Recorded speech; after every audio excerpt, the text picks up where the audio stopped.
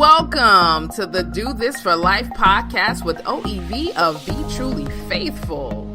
I will be in your ear every Wednesday, encouraging ladies to do love, relationships, family, nation building, and good sex for life. Yes, this is where you get to do this for life, y'all. Woo! So let's go into today's broadcast. Hey everyone, thank you for tuning in. I ended up encountering, yet again, another wife dealing with abuse in her marriage.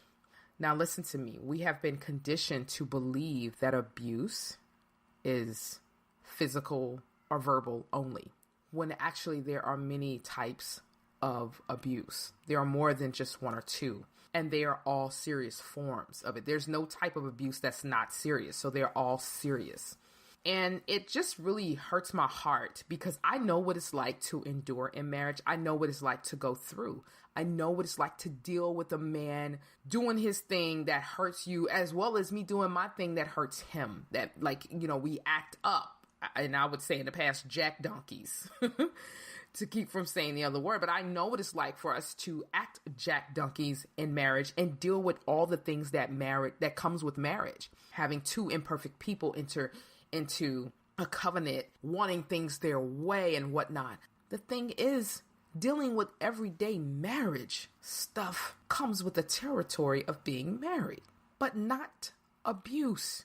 The territory of marriage has boundaries, and those boundaries do not spill over into abuse. They do not allow for abuse. So I want to ask my wives today, why are you allowing it? The Most High never called you to endure abuse. Yes, endure in marriage. Yes, endure daily marital issues, yearly, monthly marital issues, but not abuse. We were never called to endure it. And the thing is, we think abuse is only physical, especially the physical, or even verbal. But even then, we are to endure verbal abuse, right? We think that, well, those are just words and they can't hurt us. But we never endure physical abuse. But the other types of abuse, that's okay, because many of us have even minimalized the seriousness of these different types of abuses.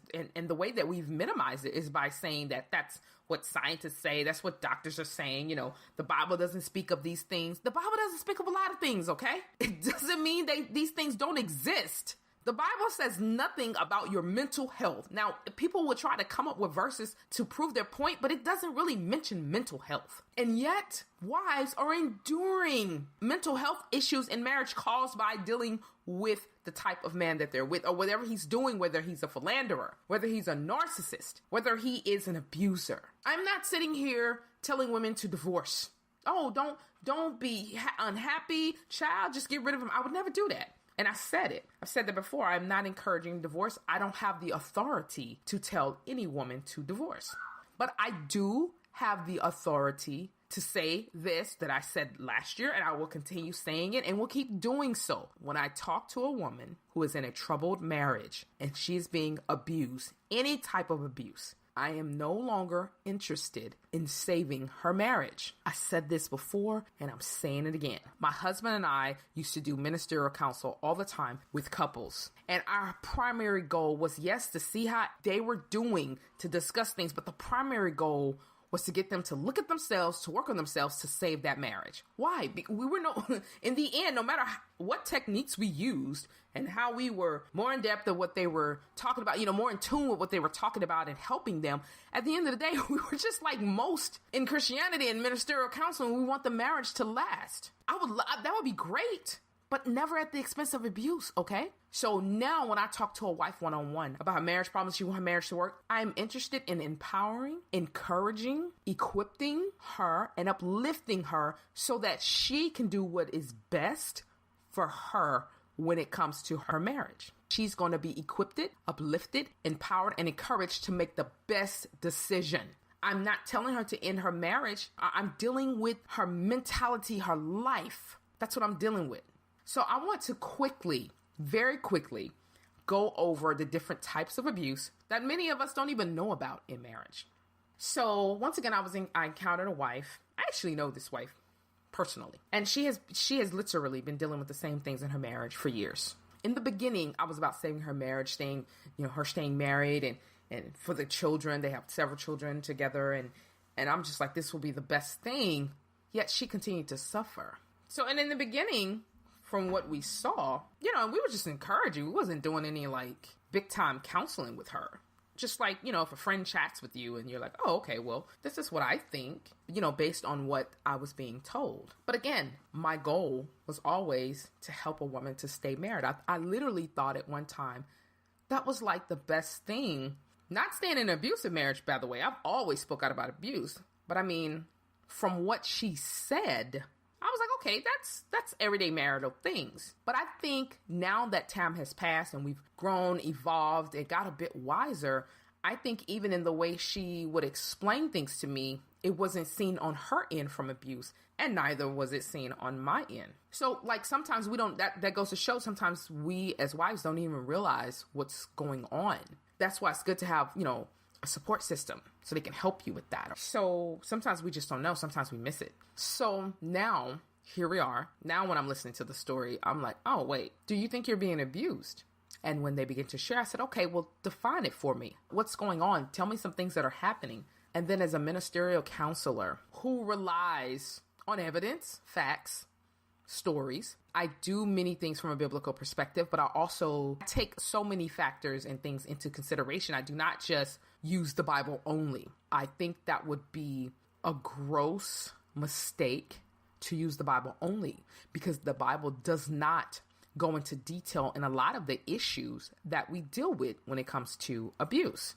So I'm listening to her share her situation. And of course, I raise up there, it could be abuse. Do you feel like you're being abused? And she began to share the traits of it. And it just hurt my heart because I know she's been going through in her marriage for years. The same thing. Her husband is who he is, and he may or may not ever change. I don't know. We can always have hope for people and pray for them, but we cannot depend on them to change in order for us to do better for ourselves. We do that, we lose and waste years of our lives waiting on someone to change. And in doing so, because we put so much into our marriage and so much into our husbands and less into ourselves, we end up losing years, and also our mental health can start wasting away, actually. So I want to share with you the different types of abuse today. And her story, the sad thing about her story, it's, I'm sorry to say, the norm these days. I really have a problem with that because we should never, ladies, we should never, and I do mean never, and you can call me whatever you want to call me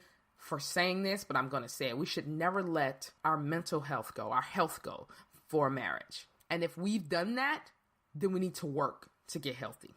We got to take care of ourselves. We take care of everyone and forget to take care of ourselves. We'll even take care of ourselves physically to an extent and forget about mentally. We got to stop doing this because most oftentimes we got people dependent on us, whether they're little people, our children, friends, family members. They want us here. They want us healthy. So let's get into the different types of abuse that many of us may not know. So we already know about physical abuse, okay? Physical abuse. This is not something that's a one-time thing, but this is something that's done quite often. Did you know that spitting, if your husband spits on you, that's a form of physical abuse? That's disgusting. No man should be spitting on you. And I do know of men who spit on their wives when they're looking down on them or saying something and they're arguing or whatnot, and then they haul off and spit. Spitting. I didn't say spit. Something happens one time doesn't mean it is abuse. Something happens more than once and so forth and so on is abuse. Pulling your hair, breaking down a door to get to you, slapping, beating or kicking, choking, backing you into a corner, running up on you like that, in other words, pinching, biting, pushing, pinning you down, won't let you get up because physically, oftentimes men are stronger than us, throwing things at us, holding you captive, hostage, won't let you out, preventing you from eating or sleeping, locking you out of the house. Another one is driving at unsafe speeds to intimidate you. I know of a husband who did this to his wife with their child in the car. I know this for a fact. You ladies do not know, many do not know how many wives I talk to who are going through abuse in their marriage. Okay? So that's physical abuse. Economic abuse, one that we don't hear a lot about. Economic abuse is preventing you from having to keep in a job. I know of a woman who has a high position at a company whose husband, when he is angry at her, gets into it with her, he will come on her job and threaten her and threaten others. That's economic abuse, because if that keeps happening, the company will let you go, right? It's been known that husbands have done this on several jobs, and not just husbands, boyfriends too have done this to their girlfriends. But this happens on several jobs, and she keeps having to get jobs. That's economic abuse. It's preventing her from having or keeping a job. Harassing her at work. That goes along with that. Refusing to work. What you thought? Men can just get married and not work? They have all kinds of bills in the home. Y'all ever heard of a movie called Disappearing Acts? This was an interesting movie. It was based on a book by Terry McMillan. The movie came out about around the early 2000s with Sanaa Lathan and Wesley Snipes. And in the movie, he actually was causing her to be in forms of economic abuse, because at a time period in the relationship, they had a baby, they had lots of bills, and he refused to work. One of the things he said, my husband and I would talk about this one line for years about it. When she came home one day from picking up their child from daycare, which she was called on her job about the child had not been picked up because he was supposed to do it. He's at home on the sofa doing nothing. And when she said, I thought you were supposed to look for work today. And he was like, it's too cold to look for work. It's too cold to go outside and look for work. That's a form of economic abuse, y'all. You're doing everything yourself, and including taking care of the children and paying for childcare while working and paying all of the bills, and he's doing absolutely nothing. He won't do, and he refuses to do absolutely nothing. That's economic abuse. I know some husbands who force their wives to put their names on accounts, and then the husband ran up the credit and had no intentions of paying it, and they couldn't pay it because they ran it up so bad. Some other forms of economic abuse is when the man makes fun of the wife's or the girlfriend's financial contribution, saying it's not worth anything. Emotional abuse. Why is no one talking more about emotional abuse? Economic abuse should be talked about more, but also emotional abuse, because this is one of the biggest forms of abuse in marriage. See, I know what emotional abuse is. Like when you feel something is wrong with your relationship, but you don't know how to describe it.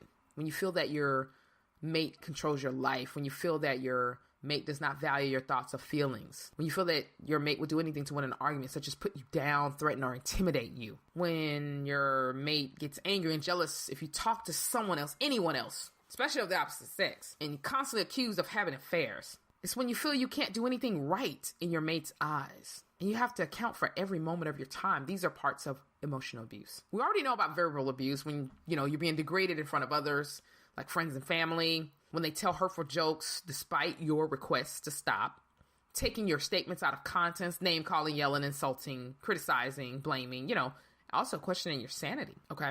Did you also know there was academic abuse? Yes, academic abuse. Did you know there was technological abuse? Did you know that those in same-sex relationships deal with abuse? Did you know that was psychological abuse? And like I said, I won't go too in depth of these because I want to keep the podcast a little bit low, but I want to raise the issue. I want to start the conversation on abuse in marriage, and not just the ones that have been talked about for years. We've been conditioned to believe that abuse is only physical, and that even with verbal abuse, we should endure. We should endure it because marriage is forever. Marriage is for life. It's a covenant. Divorce is a sin. God hates divorce. We've been conditioned to pray and believe and deal and endure abuse. That day is over, wives. Because you know what? Too many wives are dealing with mental health issues now because of the abuse in their marriage. And they can't be there for themselves, for their children, for other people. Too many people around them are starting to confess more that, hey, she's checked out. She's not the same. She's sluggish now in everything that she does. She doesn't believe in herself. But she wasn't this way in the beginning. Because just like we can be physically abused and our dignity and all that we once had can be beaten out of us, it can be verbally abused out of us, economically abused out of us. We'll be thinking we're crazy. And let's not forget gaslighting.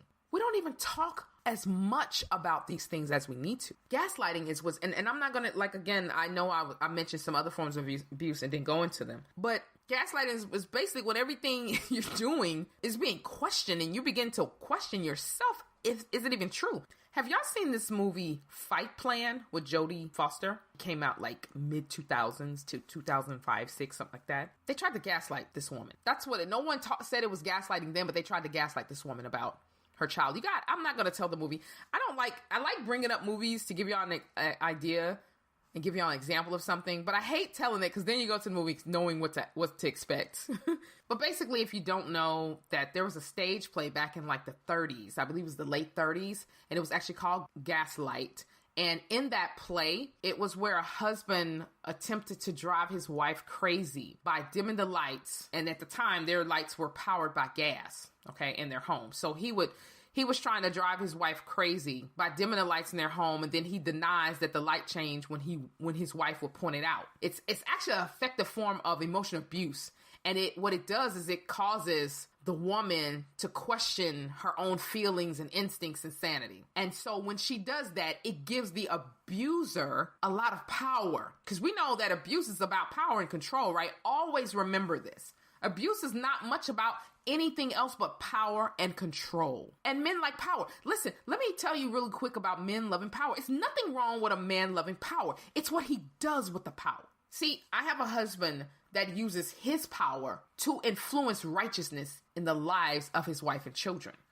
I have a husband that uses his power to economically sustain us to where I don't have to physically work outside of the home. I have a husband who uses his power to empower and uplift and build up his children. Do you see what I mean by it's nothing wrong with liking power? It's what kind of power do they like, and what do they do with the power? His power was never and has never been to control me to do what he wanted me to do. His power was instead to encourage, uplift, and influence me to do righteous things so I can be a better woman overall, a better wife, a better mother, and just a better believer. His power helped influence my mental psyche positively. So when I felt like I might have been losing it because of things I was dealing with in my own personal life, maybe aside from my marriage, the power that he has was to encourage me. Do y'all see what I mean? So, but other men who's not like that, who's not using power effectively, they use power to control, to abuse. And so that's what happened in this play called Gaslight, and that's where the term comes from, gaslighting. Because once an abusive partner has broken down their mate's ability to trust their own perceptions, really kind of like all we have, right? Then the victim is powerless and more likely to stay in the abusive relationship. They will depend more on their abuser, and then that turns into Stockholm. And there's different parts to this now. Withholding, countering, blocking, diverting, trivializing. I mean, we can go into the meat of it, but I just want to encourage some women today to focus on their mental health. If you've lost that to a man, to marriage, I want you to work on getting it back. I want you to determine what it is that you're dealing with in your marriage. Because some of these things we're dealing with, it's like, wait, something right here. Some type of abuse here. And I'm not saying going looking for abuse, saying, oh, this is abuse. Oh, he left his shoes out. That's a form of this kind of, no. I'm not saying do that. You know what you're dealing with. You know how you've been feeling inside. Also, seek professional help. It's nothing wrong with getting a life coach or going to ministerial counseling. Those things help as well. But sometimes we need to reach out to a professional, a licensed therapist, so that they can help us determine what type of abuse. If we don't really know, it'll help us determine the type of abuse we're dealing with, how long we've been dealing with it. And a licensed therapist will go all the way back to way back when you were a child and bring you up to speed. And it will take time to do that, okay? So I just want you reaching out to the right people. I don't want you reaching out to a life coach when you really need a professional counselor. I don't want you reaching out only to ministerial when you also need professional. Because I think ministerial is great counseling because they help you with your spiritual well-being and your life. Indeed, that's what life coaches help with. So I love both of them. And I am actually both of those. But I don't want you to ever think that there's anything wrong with seeking professional help. I've done it. I've been there. I have had them all. So I want to encourage ladies today, not just wives, but I also want to encourage ladies who are in relationships with men who might be abusing them. Okay? I love you all. And this was just a form of encouragement. I didn't go a whole lot in depth with it. It's just to get your feet wet in finding more out about your mental health, okay? And what's going on in your relationship. Is there some type of abuse? If it is, it's time to deal with it, ladies. Time to stop putting it to the side. You got to take care of you. You got to take care of you. We cannot continue in 2018 forgetting to take care of ourselves, okay? All right, and if you need an appointment, if you do need a life coach or a ministerial consultation, make sure you hit me up at workwithoev.com.